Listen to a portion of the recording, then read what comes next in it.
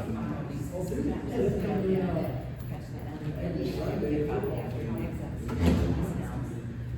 morning. My name's Chuck Burkholz, and I'm running for mayor here in Cleves, and I got a lot of information to get out to you today, but before I do that, I'd like to introduce a couple people that I think are going to be very important, not only for the village of Cleves, but for Miami Township. And so I'd like to ask Tim Morath if you come up for a second. Tim's running for Miami Township trustee. Most people in Cleves probably don't realize, but we vote for them too. So I want to make sure Tim's a good man, and Miami Township needs him. Jack Riniger would have been here today, but he has some significant health issues. And so I'll probably chime in a little bit. Like in the first meeting, I won't put you on the spot, but I will tell you some of the things Jack had to say at the last meeting. But Tim, if you would please. All right, well, good morning. Thank you, Chuck, for the opportunity to speak today. Just want to kind of introduce myself a little bit to you guys.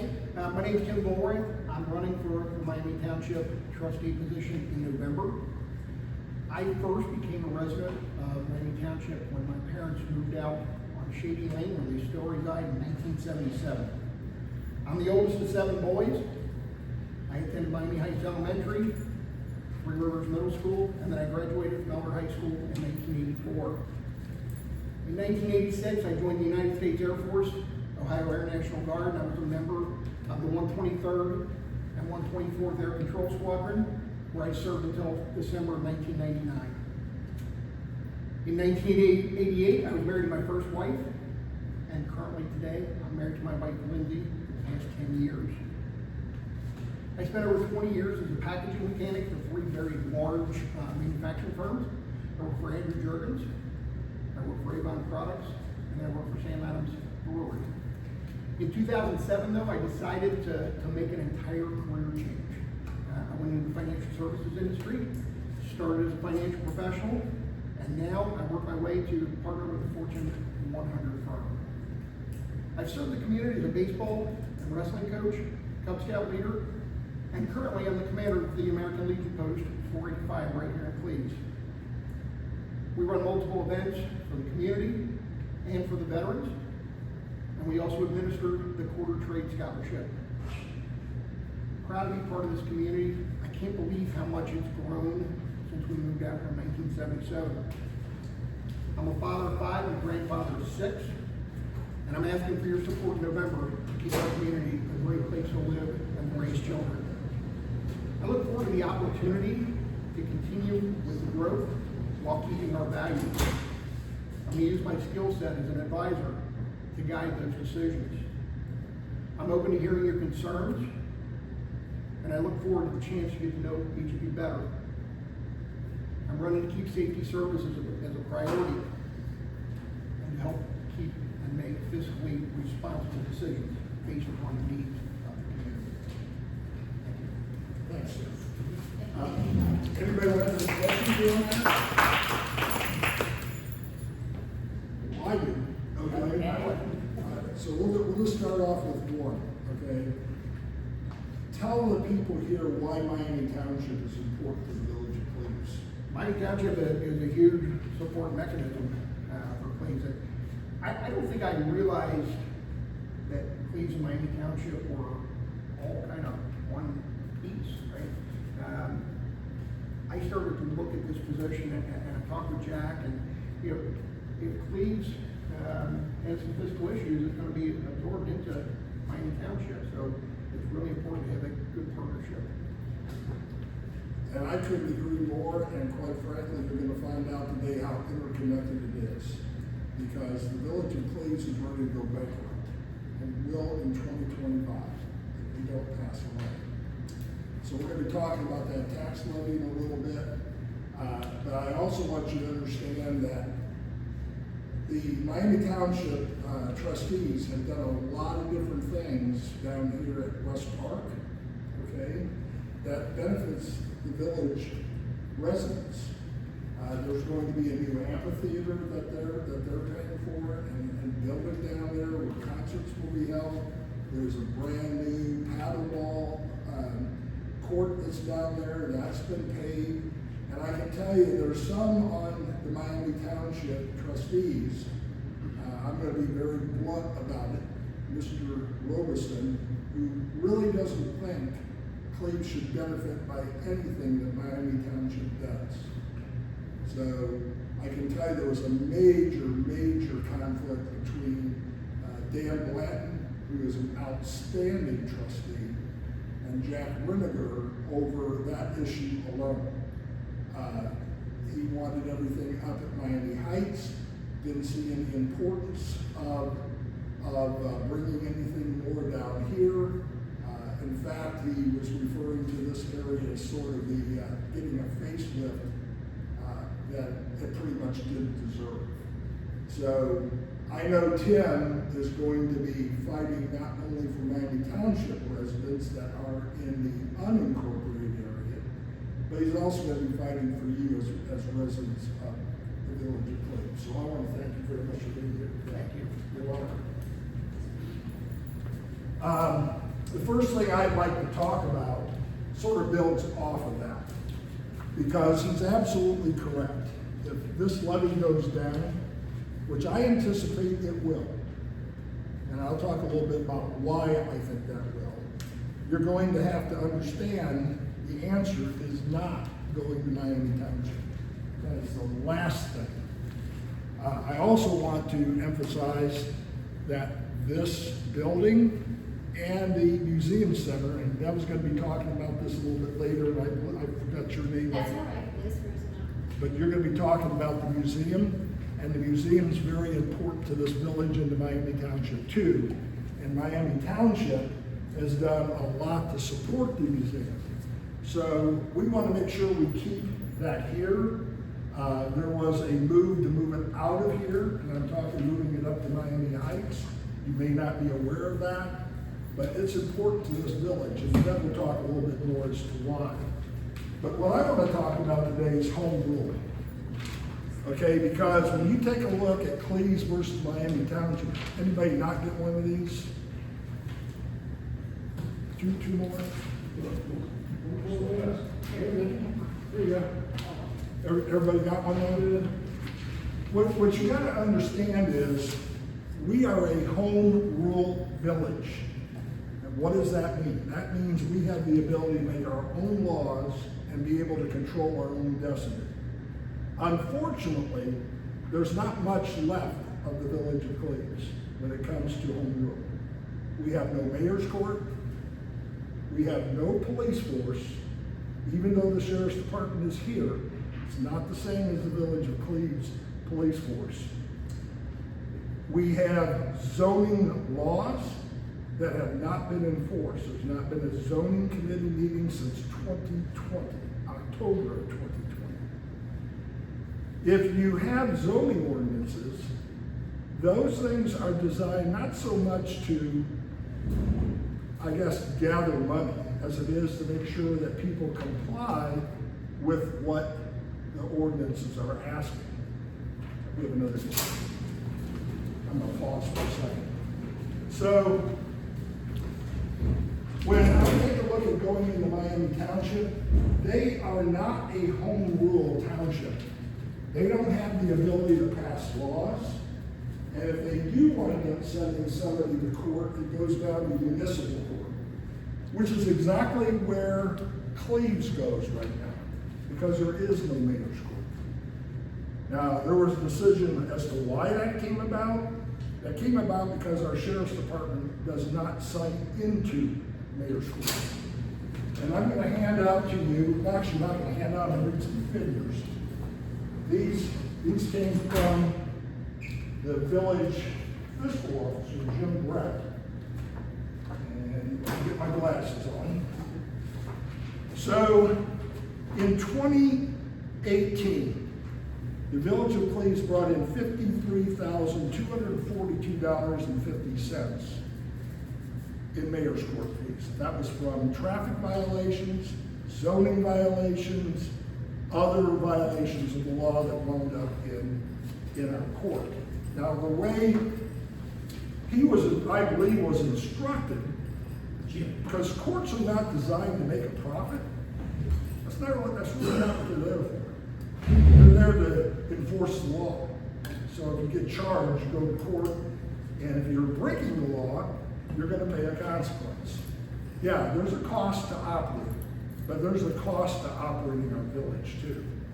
So they had, in 2018, they claimed the cost of that operation was $42,316. And that would include your magistrate, that would include the attorney, if you have a prosecuting attorney, it would include your clerk's costs, different things such as that.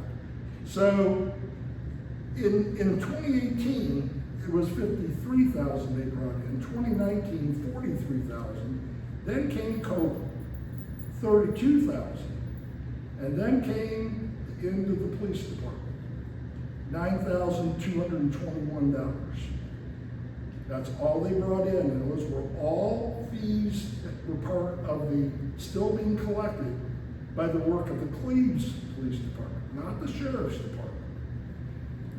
Now, I have a few articles here, but some of you probably already get these, but I'll pass this around as long as I get the right one first. Ted, why don't you hold on to this one, because that's going to be related to your talk, okay? Should I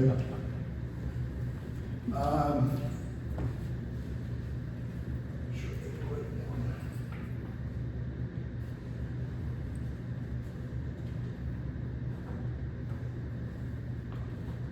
Now, I know some of you were present for the meetings that took place, actually, a couple of meetings that took place with when the village decided to get rid of the police department.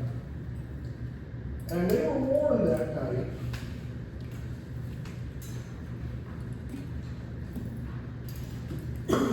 night that their mayor's court would go away. That was totally ignored. Totally ignored. So what happened is we had, I'm not sure the exact figure, but we still had outstanding cases that were dismissed. Some people tell me it was in the hundreds of thousands of dollars, others tell me it's in the mid-30 range. The point is, our mayor, our current mayor, dismissed all those charges along with the village solicitor. So there was never an opportunity to collect it anymore. And at that point, they got rid of our mayor's court. There was no discussion publicly about that. Council didn't discuss it publicly. It just happened.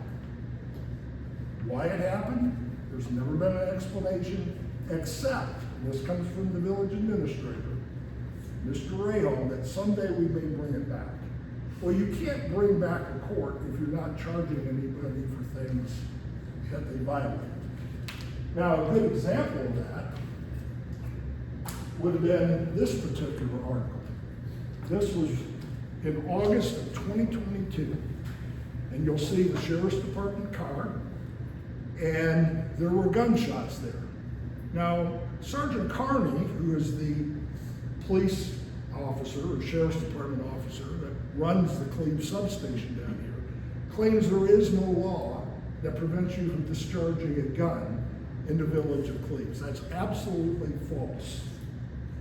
Okay, absolutely false. Also, he claimed at the council meeting, and I had the audio tapes. So if I ever have to, anybody wants to question this, I've already gotten the audio tapes from the Sheriff's Department, where he claimed there was just one bullet fired, no big deal. There were multiple bullets fired, multiple witnesses, and that's all on the audio tapes. So what I'm trying to get across to you is the Sheriff's Department is a department that is designed to take care of rural areas, not villages. They're just not set up for that. We currently have, although they'll claim they have two, we currently have one 12-hour car. That's here during the day, and yes, if you call, they will come. No question about it, the same is true in Miami Township. Am I right, Tim? Right. Miami Township legally does not have to pay a penny for police control. They don't.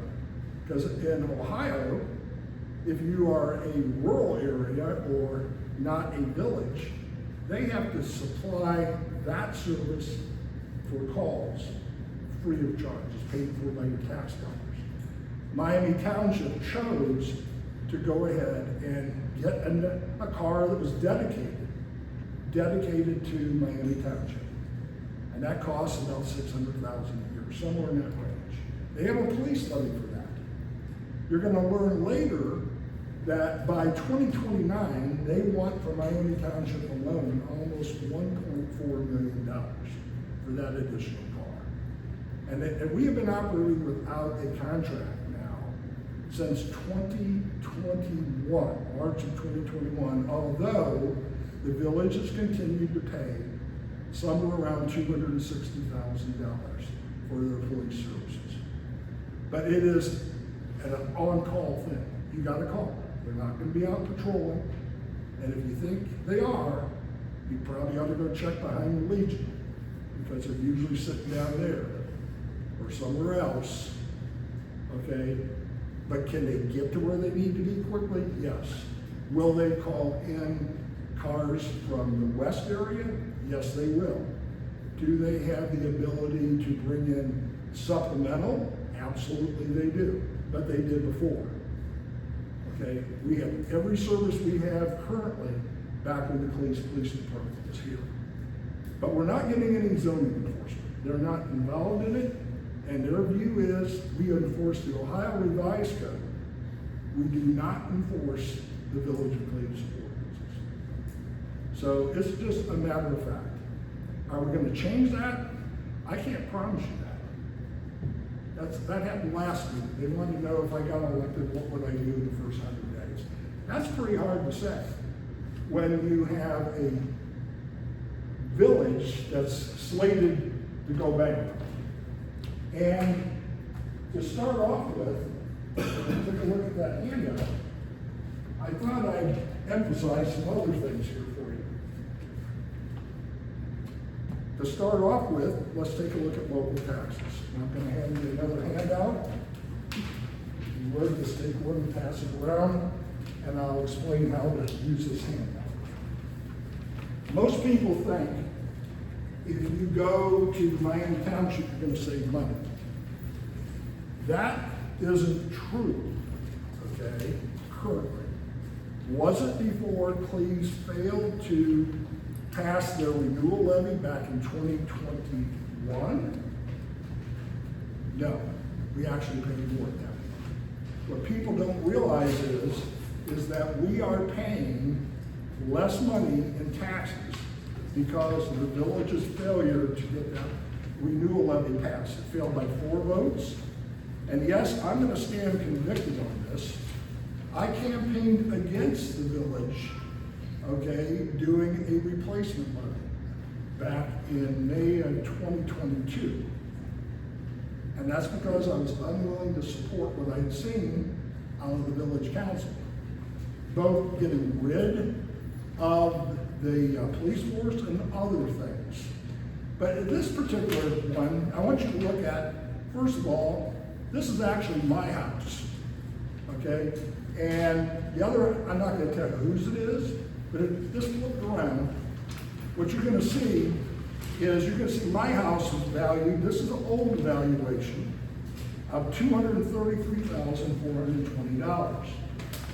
You go over here on this side, and you're gonna see that that house at 3834 in Miami Township is valued at $229,000. But I want you to focus on this little box right here. That box says, to estimate taxes based on a different market value, enter the market value here. And that's what I did on the back side, or front side, which will be C. You pull this over.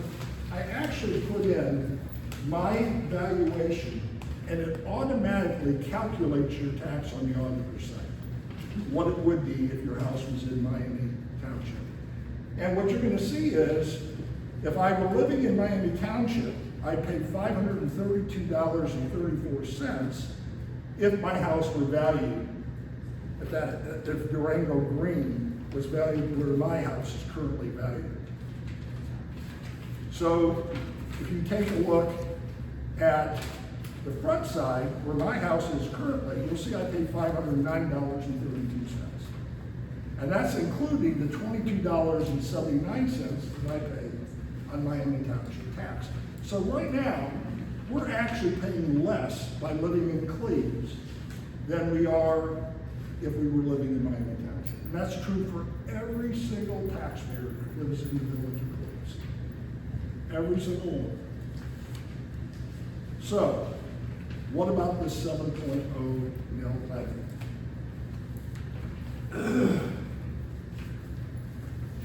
If you go on the auditor site, you'll take one of these. You take the auditor site. Our village council put on the ballot for November a 7.0 mil levy. Do they need the money? Absolutely they do. You cannot operate a village without funds. On the back side of this is the actual letter that went out in 2022 on the renewal levy.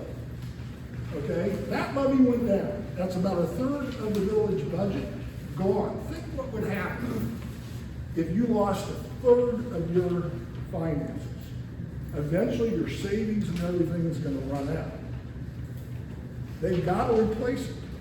Now, am I here to sell you on voting for that levy? No, I am not. I am not. In fact, I was asked by Ted yesterday, he said, that's going to be a very tough sell for you. I'm not here to sell for you. I'm here just to give you the facts. I can afford what it's going to cost me. Now, if you take a look at this side, it'll tell you that that would raise my taxes $571.90 a year. The problem is, that's based on old valuation. Now, I don't know if Miami Township has have you gotten your new valuation, Tim? If you live in Cleves, most of you have. Mine went up 43%. And when you take a look at a 43% increase, that does not mean your taxes are going up 43%. It does not mean that. Your value has gone up. That really does not impact old levies. So in other words, in 2021, had the village passed that renewal levy, it was based on, I think it was 5 years before that, when I believe, were you still here at that time? I left in 2000. Okay, so, but that's the way it works. You know, you stay on the renewal levy, you stay on with your valuation in the year it was passed. So that's not going to impact anything, guys. But this 7.0 mil levy is going to impact you, and it's going to be more. I guarantee it's going to be more than $571. I don't know how much more, but it's going to be more. And we're not going to know until November or December, because the Ohio Tax Commissioner has to come up with the rate. So you're not going to know when this levy comes out in November. You are not going to know what it's actually going to cost you. You're going to know after the election. So why am I not out telling you to vote for it? Because right now I'm doing the job village council should have done before they ever decided to put this on the ballot. They should have gone out and they should have had meetings, or they should have walked, okay, and gotten information out and tell the people, hey, we got a financial problem here. We have a financial problem. There is no question about it. Just think of the inflation rate the way it is. But getting back to the part of home rule, you got one thing left of home rule in this village, and that is your maintenance department. That's the only thing left. So if I get elected, mayor's court's got to come back. Sheriff's department's going to have to start enforcing our ordinances and start citing into the mayor's court. It's going to have to happen. Chuck? Yeah. I believe if you have a zone, if you appoint a zoning commissioner or a zoning inspector, that person can cite the mayor's court for zoning issues. You're correct. That's So the absolutely mayor's correct. court didn't totally have to go away. I think it could have stayed just to enforce the local issues. But I don't know the figures. Did not play any kind of a part in that. But I think it could have stayed just to enforce your local ordinance. I agree. I believe. I agree, you're absolutely correct, but that was never even discussed, so it's gone. So you're gonna have to figure out a way to bring it back. And I don't know anybody around here who wants anybody shooting off guns next to their house. So, but in a rural area, an incorporated Miami Township, that happens all the time. All the time. Now, with that said, I'm gonna stop. If you have any questions, anybody wants to ask a question, I'll be glad to answer it as best I can. Yes. Just an estimate, like how much did our police department cost us? I mean, I don't know what we're comparing. Well, what you're comparing is, at the last time, and I would suggest that we take a look at our village administrator, because if you're truly an administrator, you don't let the police chief tell you what the budget's gonna be. The village has a budget. They were asking for about $650,000 to $700,000 a year to operate, which is really not out of line. The number one job for any village is to protect its citizens. I'm not telling you the police were perfect. Not gonna tell, I don't think there is a perfect police department. But they were your department, under the control of the village mayor and the village administrator. And there are ways. I've talked to people up in Delta, Ohio. So if you think I'm in just sort of sleeping in my retirement, I haven't. They have a similar situation, but they went about a very creative way of covering their village. They didn't do away with their police department. That was a mistake, a horrible, horrible mistake. Does that mean the sheriff's department's not gonna come? No, they come all the time, but they're not patrolling. They're not checking to see if there's drugs going on at night over at the pavilion. Or I think as Bev will tell you, whether or not there's gonna be a girl out there or a young lady out there bathing. You saw it too? Oh, Yeah. Bathing, not clothed, okay, right out in the daylight. They're not, that's going on in village parks. So I just want you to understand that you cannot have law enforcement unless you actually have patrols and people know that they're coming around. I wanted to hand out. While he's looking for that, I can answer one question for you. In 2015, the budget for the police department was around $300,000. And it had been there for several years, so I don't know what it would have been. I mean, 8 years later, clearly it's gonna be more than that. so it was a police chief and then 2 deputies, right? So- At that time, we ran our own department. We had a police chief, we may have had 1 or 2 full-time officers, and then a list of part-time officers that filled in the nights and the weekends. It's hard to run a part-time They police. normally had 2 here, counting the chief during the day. They had a power car on weekends. I've got it at home, I don't remember all of it. This is the current budget, okay? This is what our fiscal officer, taking a look at proposed increases in the sheriff department. This is it. So when you take a look at this figure here, 2025, we're gonna be $205,228.01 broke if this levy doesn't pass. Okay, so do they need the money? They do. Is it gonna be a tough sell? Absolutely. Had they gone out and done some legwork before and explained it to people, maybe not such a tough sell. But they didn't do that. They didn't do it when they did the replacement levy, and they certainly didn't do it here. Now, they'll say, we can't say anything. Yeah, you cannot. Once you put it on the ballot, you gotta zip your mouth. You can't go out and say to people, we really need this money, We really need you to vote for it. But before you put it on the ballot, you can go out and talk. You can explain what the situation is. So the question is, why didn't they? I can't answer that for you. On the backside, this is the latest proposal of the Sheriff's Department contract. I got this from Mike Rahal, our village administrator.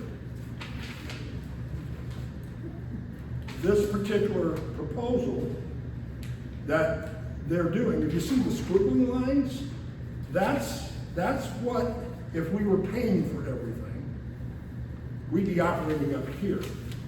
But the Sheriff's Department is telling people, we're gonna give you some time to transition into this contract. The figures will end up the same, okay, when you get to 2029. But that's gonna be for 3 cars, okay? That's not patrolling 1.5 square miles. That's what our old police department was responsible, 1.5 square miles. You're gonna be looking for, in this particular, all of Miami Township, all of Addison, that's what they wanna do, although Addison's hanging on with their police department, okay, and all of North Bend. I can tell you that North Bend has not paid a penny towards the police since 2020. They've been putting their money into an escrow account. That's what the mayor has told me. And what they're telling the Sheriff's Department is, when you come to us with $78,000, then we'll make a deal. That's what their safety levy brings in. Are they gonna be able to get by with that? I don't think so. Because truly in Ohio, you cannot be a village unless you have police protection. It's gotta be with the Sheriff's Department, another, like the village of Addison, you gotta have that. You cannot operate.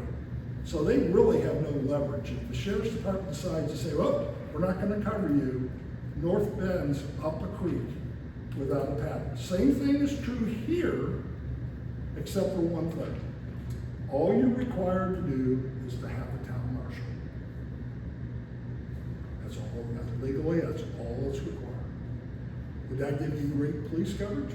No, it would not. But that's legally what you gotta do. They would have to do the same thing, but you're not gonna find a town marshal for $78,000 a year.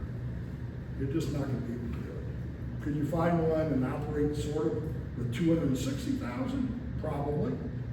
I'm not proposing that, I'm just telling you legally that's what you got. So, Miami Township, getting back to why you may not want to go there, on this front side here, you're going to see some things about Miami Township. In 2026, they're going to have a general fund levy. Why is that? The power plant's closing. They're going to lose over $500,000 across all of their levies. As Dale told me earlier today, you've got to be able to put apples to apples. We pay, for example, our own garbage bill. In Miami Township, they have a levy that pays for that. And I don't know how much, I know right now you're not paying anything for it. I think it's like $35 or something like that is what they pay in taxes, a very small amount for a Runnymede. So you have to understand, I think what do we pay? $45 a quarter or something like that. All right, so you got to be thinking along those lines too, that you are paying that in addition to your taxes. But let's go back to Miami Township. If we really think the valuation is going to be similar for Miami Township, they're going to be looking at 30–40% on their homes going up too. And when you go for a new levy, that's going to be at the new valuation, not the old valuation, but new valuation. There's no escaping. Then when you take a look at our school district, and I've talked to the superintendent about this, they're going to be looking at going for new money in 2026 or 2027.